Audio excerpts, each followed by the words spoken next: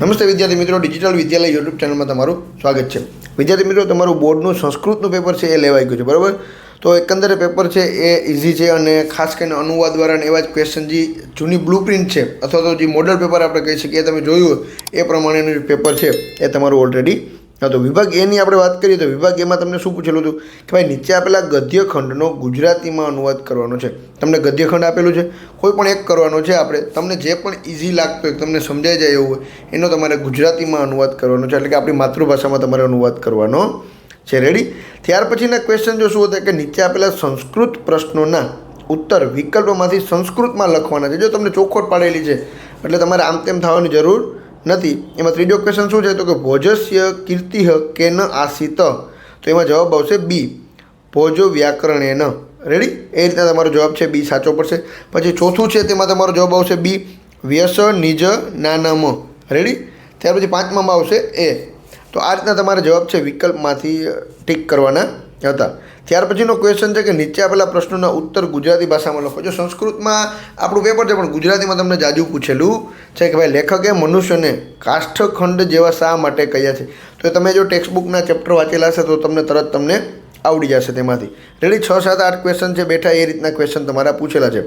9મો અને 10મો પણ કઈ રીતના પૂછેલો છે. 9મો 10મોમાં શું છે તો કે નીચે આપેલા વિષય ઉપર ટૂંક નોંધ લખવાની છે કે ભાઈ શક્તિકુમારની પરીક્ષા યોજના અને આધુનિક યુદ્ધ અને મહાભારતકાલીન યુદ્ધ વચ્ચે કયો તફાવત છે. આના વચ્ચે તમારે શું લખવાનું છે તો કે એક ટૂંક નોંધ લખવાની છે. ટૂંક નોંધના આધારે આ જે પોઈન્ટ આપેલા છે એમાંથી તમારે જે પણ તમે વસ્તુ લખી શકો એ ટૂંક નોંધ રૂપે લખવાનું છે.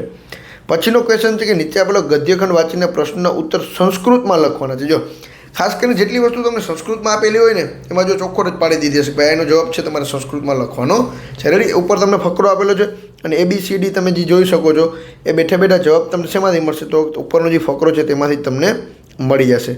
ત્યાર પછી વિભાગ બીની આપણે વાત કરીએ તો વિભાગ બીમાં શું છે તો કે નીચે આપેલા પદ્યખંડનો ગુજરાતી ભાષામાં અનુવાદ કરવાનો છે, એટલે ગુજરાતીમાં આપણે રૂપાંતર કરવાનું છે.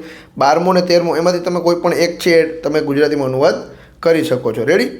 ત્યાર પછીના ક્વેશ્ચન છે કે નીચે આપેલા સંસ્કૃત પ્રશ્નોના ઉત્તર વિકલ્પમાંથી સંસ્કૃતમાં લખવાનો છે. વિકલ્પ તમારે કહેવાનો છે તો 14મો છે તેમાં એ આવશે ભદ્રમ, 15મો છે તેમાં શૈલે સી આવશે. રેડી? 16મો છે એમાં શું આવશે તો કે શિવસ્ય, સી જવાબ છે તમારો સાચો થશે. ત્યાર પછીના ક્વેશ્ચન છે કે નીચે આપેલા પ્રશ્નોના ઉત્તર ગુજરાતી ભાષામાં લખો. જો તમને ક્વેશ્ચન આપેલા છે અને ગુજરાતી ભાષામાં તમારે જવાબ છે લખવાનો છે કે કોઈ પણ વ્યક્તિ બહુવ્રીહી કેવી રીતે બની શકે છે તો એનો જવાબ તમારે લખવાનો છે. એવી રીતના 17, 18, 19 અને 20 SMS એ રીતના તમારે જવાબ લખવાના છે ગુજરાતીમાં. રેડી? ત્યાર પછી તમને શ્લોક પૂરતી પૂછેલા છે. મોસ્ટ આઈએમપી જે ક્વેશ્ચન હતા, જે શ્લોક હતા મોસ્ટ આઈએમપી એમાંથી જ પૂછેલા છે. એમાંનો પ્રથમ છે સર્વે ભવંતુ ખાલી જગ્યા ભવે તો આઈએમપી છે. ઘણી બધી એક્ઝામમાં તમે આ શ્લોક છે જોયેલો હશે, બરાબર. એવી રીતના 22 અને 23 છે એ પણ આઈએમપી જ શ્લોકમાંના એક હતા. તમે જો 10 થી 12 વ્યવસ્થિત શ્લોક પાકા કરેલા હશે તો 3 એ 3 તમને આવડી ગયા હશે. રેડી? એમાં તમારે કોઈ પણ 2 લખવાના હતા જે તમને વ્યવસ્થિત વધારે આવડતા હોય તેવા. ત્યાર પછી વિભાગ સીની આપણે વાત કરીએ કે નીચે આપેલા નાટ્યખંડનો ગુજરાતી ભાષામાં અનુવાદ કરો. કાંઈક તમને નાટક આપેલું છે એને તમારે ગુજરાતી ભાષામાં લખવાનું છે. જો સંસ્કૃત શબ્દોમાંથી તમને ખાલી ગુજરાતી કરતાં પણ આવડતું હોય ને તો પણ તમે સંસ્કૃતમાં સારા માર્ક્સ આવી શકે છે. રેડી? તો એક ક્વેશ્ચન તમને આપેલા છે એમાં તમારે ગુજરાતીમાં અનુવાદ કરવાનું છે, બીજું એમાં કાંઈ કરવાનું છે નહીં. ત્યાર પછી જે નીચે આપેલા વાક્યો કોણ બોલે છે તે આપણે લખવાનું છે. અ અને બ અલગ અલગ તમને આપેલું છે કોણ બોલે છે. રેડી? તો પ્રથમ 26મું છે તો શું આપેલું છે તો મર્ષયતુ ભવાન મદવચન અવગંતા ભત, તો એ કોણ છે ધૃતરાષ્ટ્ર બોલે છે. રેડી? તો અહીંયા તમારે ધૃતરાષ્ટ્રની સામે ટીક કરવાનું છે. એવી રીતના 27મું છે એ ચંદનદાસ બોલે છે અને 28મું છે કે છંદતઃ, તો એ પરિવ્રાજક છે, બરાબર. તો એની સામે તમારો સાચો જવાબ છે એ થશે 26, 27, 28. ત્યાર પછીના ક્વેશ્ચન છે 29માં એમાં શું આપેલું છે કે નીચે આપેલા પ્રશ્નોના ઉત્તર ગુજરાતીમાં લખવાના છે ને કોઈ પણ 2. તો ગુજરાતીમાં જ તમને જો ક્વેશ્ચન આપેલા છે કે આ મનુષ્યનું પશુમાં ગણના થાય છે તો કોઈ પણ 2 છે તમારે સાચા જવાબ લખવાના છે તેમાંથી.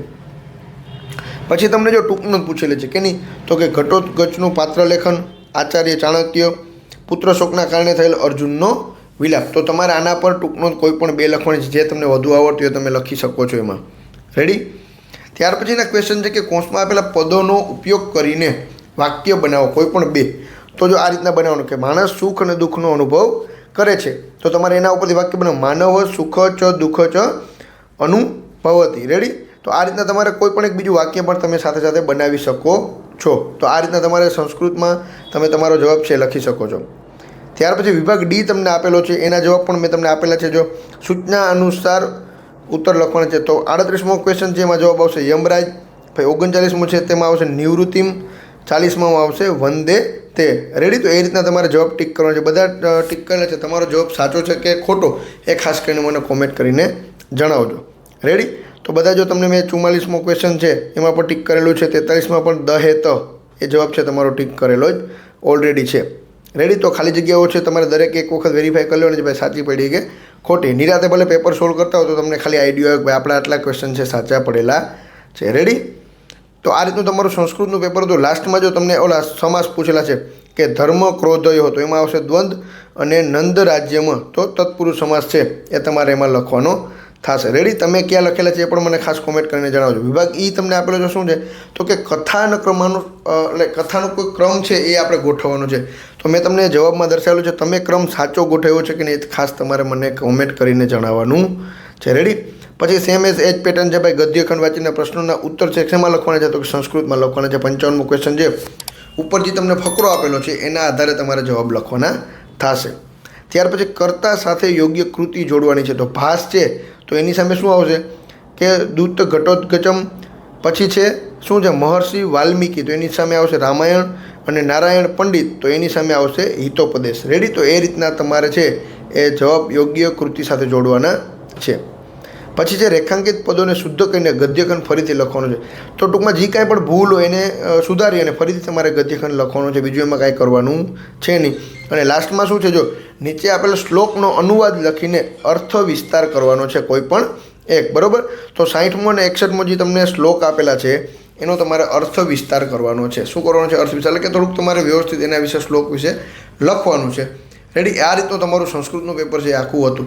દરેક વિદ્યાર્થીને સારું જ ગયું હશે. બરાબર? એટલું બધું અઘરું નહોતું. અને ખાસ કરીને જે ફકરામાંથી જ ક્વેશ્ચનો છે એ લખવાના હોય છે. થોડી ઘણી પણ જો તમે પ્રેક્ટિસ કરેલી હોય તો પણ તમને સારામાં સારા માર્ક્સ કવરઅપ થઈ શકે. બરાબર? તો દરેક વિદ્યાર્થી ખાસ ડિજિટલ વિદ્યાલયને સપોર્ટ કરતા રહેજો. અને જેટલા મિત્રોએ હજી ચેનલને સબસ્ક્રાઈબ નથી કરેલી ખાસ સબસ્ક્રાઈબ કરી લેજો, જેથી કરી જ્યારે પણ અમારા દ્વારા કોઈ પણ વિડીયોઝ મૂકવામાં આવે એજ્યુકેશનને લગતા તો તરત તમને અપડેટ મળી જાય. આવજો વિદ્યાર્થી મિત્રો. જય હિન્દ, જય ભારત.